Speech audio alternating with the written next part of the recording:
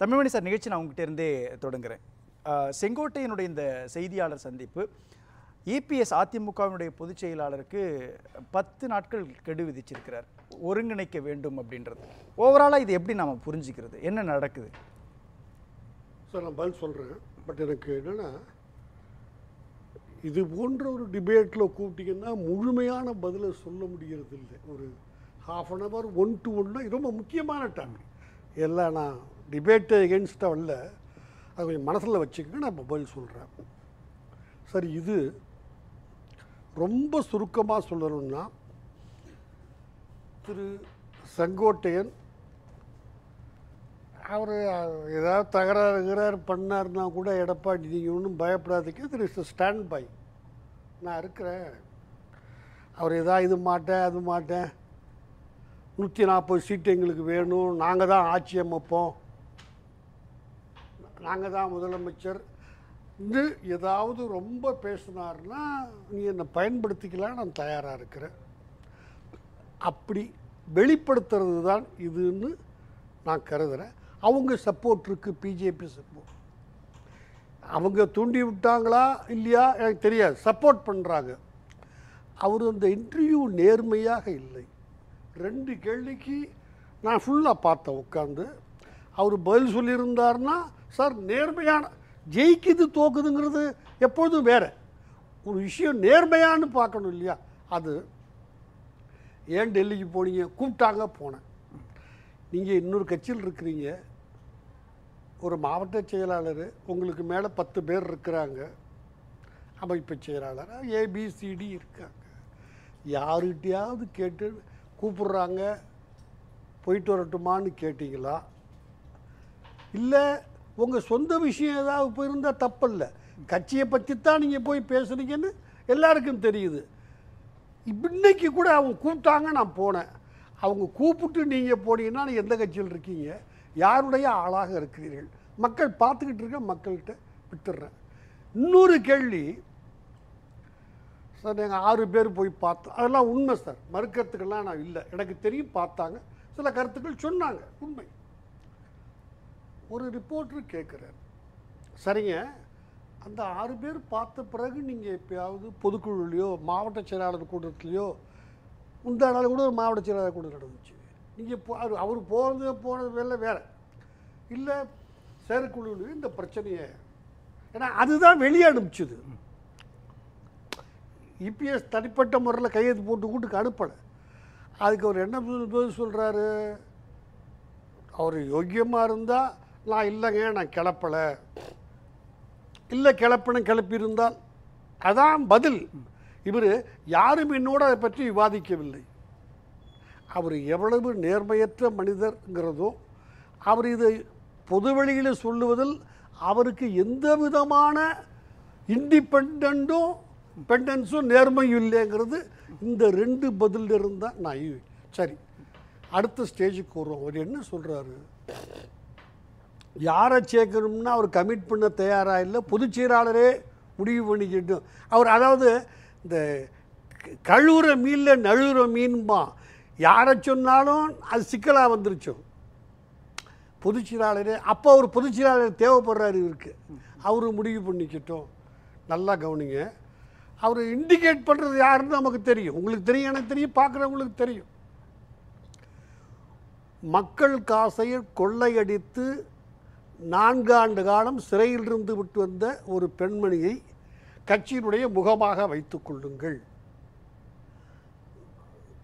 ஒரு காசை திருநாங்க, அதனால் ஜெயிலு, அதான் தண்டனை. சுப்ரீம் கோர்ட் ஜட்மெண்ட்லேயே சொல்லியிருக்கான். ஞாபகம் இல்லாதவங்க இருக்கலாம், வேணால் பார்த்து தெரிஞ்சுக்கலாம், ஜட்மெண்ட்டில் இருக்குது. இந்த அம்மா ஜெயலலிதா வீட்டில் போய் ஜெயலலிதா கூட இருக்க ஆரம்பித்ததுக்கே திருடுறதுக்கு தான் காரணம் இருக்குது சார். பார்க்காதவங்க பார்த்து, இன்னைக்கு இருக்குது அந்த ஜட்மெண்ட்டில். இன் அதர் வேர்ட்ஸ், ஜெயலலிதாவுக்கும் இவங்க தான் திருட எல்லாம் பண்ணி கொடுத்தாங்க. அந்த லேடியை வச்சுக்கிட்டு அவங்க தேர்ந்தெடுத்தாங்க. அப்போ அவங்க தண்டித்த ஜெயிலுக்கு போகலை, பொதுச் செயலாளராக தேர்ந்தெடுத்தப்ப அந்தம்மா தண்டிக்கப்படலை, ஜெயிலுக்கு போகலை, பிற்பாடு தான். எனவே அவங்கள சேர்த்துக்கிட்டு என்ன எதுக்கு கட்சிக்கு என்ன சொல்லி ஓட்டு கேட்குறது? திமுக ஊழல் ஆட்சி செய்கிறது, சிரிப்பா எல்லாரும். இந்தம்மா பக்கத்தில் உட்காந்துருந்தா ஒன்று. இன்னொன்று யாரை நான் புரிஞ்சுக்கிறேன், அவர் பேர் சொல்லலை, திரு செங்கோட்டையன் பேர் சொல்லலை. ஓபிஎஸ் என்ன பண்ணார்? ஓபிஎஸ் அவங்களுடைய கட்டிடத்தை உடச்சி திறக்கிறாரு. எல்லாரும் பார்த்தோம், டிவியில் காமிச்சாங்க. அவரும் சேர்ந்து இவர் வேனில் உட்காந்துருந்தார், இவர் வேணாண்டா வேணாண்டா வேணாண்டானா ஓடி போய் உடச்சிட்டாங்கன்னா இல்லை, இவரும் சேர்ந்து தான் உடைச்சார்.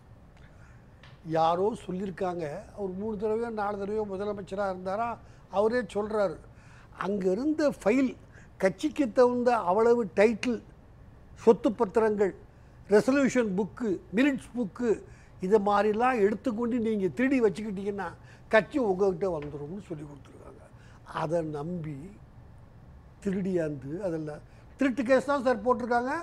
அவர் மேல் அன்னைக்கு போடப்பட்ட வழக்கு 378 IPC. இதெல்லாம் கடந்த காலத்தினுடைய நுட்பமான நிகழ்வு. நான் கேட்குறது குளத்தூர் கிருஷ்ணமூர்த்தி கொடுத்து கோர்ட்டில் இல்லை, நான் கேட்குறது செங்கோட்டையன் யாரை கட்சியில் இணைக்கணுன்றதை கூட வெளிப்படையாக சொல்ல முடியாத அளவுக்கு ஏன் ஒரு ப்ரெஸ் மீட்டை வைக்கணும் சார்? அவர் இவங்க 2 பேரை தான் சொல்கிறாங்கன்னு நான் புரிஞ்சுக்கிறேன். அவங்க யாருன்னு தான் இப்போ நான் சொல்லிக்கிட்டு இருக்கிறேன். அவங்களுடைய பழசு தான் சார். அவங்க ஜெயிலுக்கு நேற்று போனாங்கன்னு நான் சொன்னேனா? இவர் முந்தா நாள் காலில் திருந்தாருன்னு நான் சொன்னேனா? இவர்கள் ஒருவர் மக்களுக்கு எதிராக செயல்பட்டு கொள்ளையடித்தவர். அவரை கட்சியில் கொண்டாந்து வச்சுக்கிட்டு திமுக ஊழல் கட்சி எங்களுக்கு ஓட்டு போடுன்னு கேட்டால் பார்க்குறவெல்லாம் சிரிப்பான், கேட்குற இபிஎஸ்ஸை பார்த்து. இவர் அந்த உடச்சி ஃபைலை திருடி எடுத்துக்கிட்டு வர்றாரு. மாட்டிக்கிட்டு போனால் குளத்தூர் கிருஷ்ணன் இவர் வேனில் தான் எடுத்துகிட்டு போனாங்க. அதை ஏதோ ஒரு வேனில் இல்லை, எல்லாம் டிவியில் பார்த்தோம். எந்த வேனில் திரு ஓபிஎஸ் வந்தாரோ அந்த வேனில் வச்சு அள்ளி போட்டு எடுத்துகிட்டு போனாங்க. மாட்டிக்கிட்ட உடனே எதிர்பார்க்கல, வேறு வழி இல்லை கவர்மெண்ட்டுக்கும். திருட்டு கேஸ் போட்டிருக்காங்க ஒரு மேலே கொண்டு போய் குளத்தூர் கிருஷ்ணமூர்த்தியை வச்சு எடுத்தோம் கொடுத்தோம். இதுதான் சொன்னார் செந்தில் பாலாஜி. வாங்கினேன், திருப்பி கொடுத்து விட்டேன். இதுதான் சுப்ரீம் கோர்ட் சொன்னாண்டே, அதாண்டா குற்றம். வாங்கின உடனே முடிஞ்சு போச்சு குற்றம், திருப்பி கொடுத்தா குற்றம் போயிடாதுரா அப்படின்னு. எனவே இவங்களை சேர்த்துக்கேன்னு சொல்கிறதுங்கிறது 10 நாள் உங்களுக்கு டைம் தர்ற புரியுது. ஆனால் தொடர்ச்சியான தோல்விகளை அதிமுக சந்திச்சுட்டு வருது. தமிழ்நாட்டை அதிக ஆண்டுகள் ஆட்சி செய்த ஒரு கட்சி அதனுடைய ஏறுமுகத்தை பார்க்காம இருக்குது அப்படின்றது ஒரு அதிமுகவினுடைய கடைகோடி தொண்டனுடைய கவலையா இருக்கும் இல்லையா? அதிமுக இல்லை, என் கவலையும் கூட. அதை என்டார்ஸ் பண்ணுறேன். ஆனால் உங்ககிட்டயோ செங்கோட்டையங்கிட்டோ இந்த 2-3 பேரை சேர்த்தால் ஜெயிக்கும்னு யாராவது சொன்னாங்களா? மக்கள் நம்புகிறாங்களா? அவர்கிட்ட ஆளே இல்லை நான் சொல்லலை சார். ஓபிஎஸ் கிட்ட யாருமே இல்லைன்னு நான் சொல்லலை. நீ நான் சொன்னால் தமிழ்மொழி பொய் சொல்கிறான்னு சொல்லலாம். அவர் ராஜகுருவாக நம்பி நடத்துகிறாரே திரு பண்ருட்டி ராமச்சந்திரன் உரிமை மீட்பு மீட்டிங் ஒன்று போட்டார். அதில் அவரை தான் முதல்ல சொன்னார். யார்? திரு பண்ருட்டி. அவர் சொன்னார், இதுவா பப்ளிக்கில் பேசுகிறாரு, உரிமையை மீட்கிறது அப்புறம் பார்ப்போம், முதல்ல தொண்டனை மீட்டுக்குவோம். அதுக்கு ஒரு 2 மாதம் டைமும் வச்சார். அடுத்து பேசிய திரு ஓபிஎஸ் மீட்டாச்சா, சரி வேறு யாரை சேர்க்கணும்னு சொல்லுங்கள், அவங்க கதை என்னன்னு நான் சொல்கிறேன். இல்லை, இப்போ அந்த இடத்துட்டு தான் அதிமுகவை ஒருங்கிணைத்தால்தான் வெற்றி அப்படின்றது ஒன்று இருக்கும் இல்லையா? அதை எல்லாரும் விரும்புவாங்க. யார் ஒருத்தர்கிட்ட தான் தொண்டர்களே கிடையாது, உரிமையை அப்புறம் பார்ப்போம்டா, தொண்டரை மீட்பு முதல்லன்னு அதுக்கு 2 மாதம் டைம் அவரே வச்சார். சரி, அப்போனா இப்போ செங்கோட்டையனை பின்னணியில் இருந்து இயக்கிறதுக்கான யார் இயக்கிறா? சொல்லிட்டேனா சார் முதலே நான் பதில். அவங்க இபிஎஸ் ஏதாவது கரடு முரடாக பேசினார்னா எங்களுக்கு 12 மந்திரி வேணும், நீ 2 மந்திரி வச்சுக்கன்னு சொல்லலாம். எங்களுக்கு பார், நாங்கள் ஆல் இண்டியா பார்ட்டி பிஜேபி 110 சீட்டு எங்களுக்கு, மீது நீங்களாம் பிரித்து எடுத்துங்க. அதுக்கெல்லாம் முரண்டு பண்ணினார்னா இபிஎஸ் நீ ஒன்றும் கவலைப்படாதீங்க, ஒரு ஆல்டர்னேட்டிவ் இருக்குன்னு கை காமிக்கிற. எப்படி அவர் போய் கூப்பிட்டாங்கன்னு பார்த்துட்டு வந்தார். இப்போ செங்கோட்டையனை பாஜக தான் இயக்குதுன்னு சொல்கிறீங்களா? அப்படித்தான் சார் அவருடைய அதுக்கான அவசியம் என்ன? கடந்த சில நாட்களுக்கு முன்பு தமிழ் மாநில காங்கிரஸ் கட்சியினுடைய நிறுவனர் மூப்பனார் அவருடைய நிகழ்ச்சியில கூட எல்லாரும் ஒன்றா தானே இருந்தாங்க. அப்போ நிதியமைச்சர் நிர்மலா சீதாராமன் சொன்னது சர்ச்சைகள் இல்லாமல் முரண்பாடுகள் இல்லாமல் ஒரு வெற்றியை ஈட்டணும் அப்படின்னு தானே சொல்றாங்க. அப்போ எல்லா விதத்திலையும் ஒரு ஒத்துழைக்கிறாங்க. இருக்கிறதுனால தான் அந்த அம்மா பேசுறாங்க. அப்படியே என்ன அர்த்தம்? இப்போ யோக்கியமா இருறான்னா என்ன, இவன் யோக்கியமா இல்லைன்னு தானங்க அர்த்தம். என் பிள்ளைகிட்ட நான் சொல்கிறேன், டேய் யோக்கியமா இருறா, என்னங்க அர்த்தம்? யோக்கியமா இல்லை, ஒன்றுமே சர்ச்சைகள் இல்லாமல் இல்லை.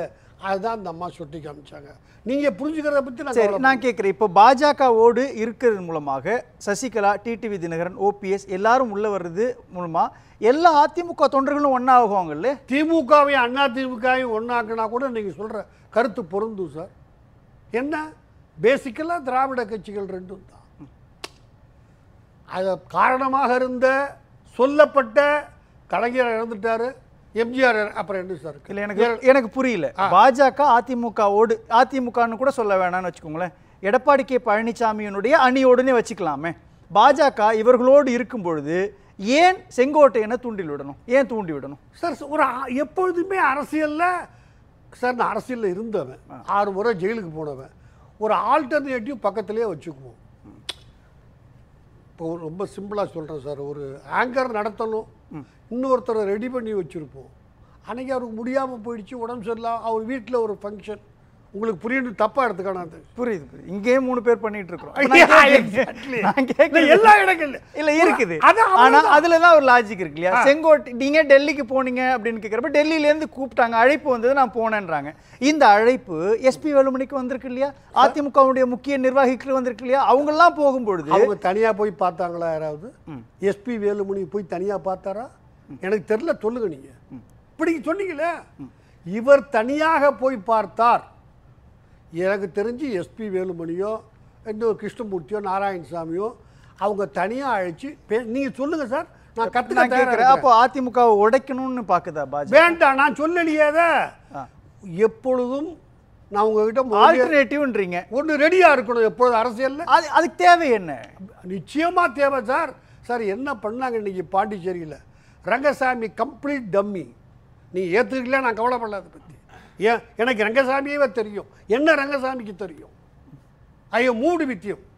இது பழனிசாமிக்கு தெரியாதா? எடப்பாடி கே பழனிசாமிக்கு ஆல்டர்னேட்டிவ் ஒருத்தங்க உருவாக்குறாங்க தெரிஞ்சியும் பாஜக கூட எப்படி? அதனால தான் அந்த அறிவாளி பெரிய மனுஷன் வீரன் இவர் போய் பாயிட்டு வந்தப்போ ஆக்ஷன் எடுக்கல. இல்லாட்டி சஸ்பெண்ட் பண்ணுறங்களா, யாரை கேட்டா போனேன்னு அவர் ஹீரோ ஆகியிருப்பார். இதை தான் பிஜேபி எதிர்பார்த்துச்சு, இவரும் எதிர்பார்த்தார். நம்ம போய் பார்த்து வருவோம். சஸ்பெண்ட் பண்ணாங்கன்னா, நோட்டீஸ் கொடுத்தாங்கன்னா முடிஞ்சு போச்சு. ஆல்டர்னேட்டிவ் ஒரிஜினல் அனுபவம் உள்ளவர் இபிஎஸ். அப்படியா சார்? ரைட், இருக்கட்டும். புரியுதா உங்களுக்கு? இது ஒரு வாய்ப்பை அவர் 2017 அவருக்கு அந்த வாய்ப்பு வழங்கப்பட்டது உண்மைதான். ஒரு முதல் வாய்ப்பு சீக்கிரம் பிடிச்சிடுறேன் சார். முதல் வாய்ப்பு அவர் மேலே எனக்கு ரொம்ப மரியாதை உண்டு சார். யார்? திரு செங்கோட்டையன் மேலே. ஒரு சீனியர் பார்ட்டி மேன், இந்தியாவில் வேறு யாரும் செய்யாததை செய்ய தைரியம் இருந்த மனிதன் இன்னைக்கு இருக்கு. குத்துராமனை மூஞ்சிலாங்கிறாங்க. யார? கருணாநிதி என்கிற முதலமைச்சரை குத்துறார் மூஞ்சில. ஆமா, எத்தனை பேருக்கு தைரியம் இருக்கும் அதுக்கு? ஒரு முதலமைச்சர் அந்த விசுவாசம் தானே. கொஞ்சம் கட்சி முக்கியம்ன்றப்போ சார், அன்னைக்கு தான் ஒரு கட்சி ஆரம்பிச்சு ஆரம்ப காலம்தான் அது. நீங்கள் புரிஞ்சுக்குங்க.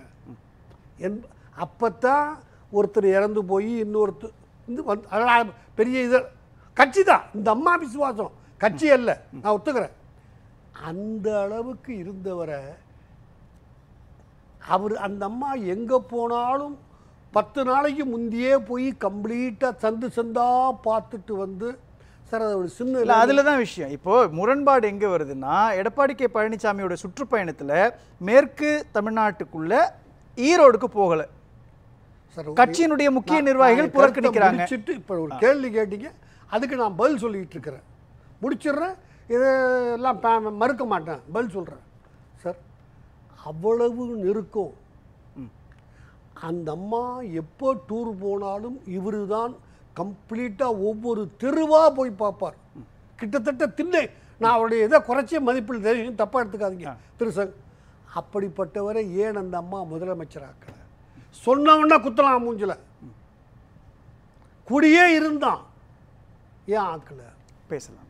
அந்த அம்மா கண்ணில் உங்கள் கண்ணிலையும் எங்கள்லையும் படாத இவரை பற்றிய ஏதோ ஒரு விஷயம் இவரை நான் எனக்கு தெரியாது. அவங்க குடும்பத்துடைய சர்ச்சையாக கூட இருக்கலாம், எனக்கு தெரியாது. அது வேண்டாம், தமிழ் சொல்லலை. தமிழ். அதனால் அது உயிர் தோழிக்கும் தெரியும்.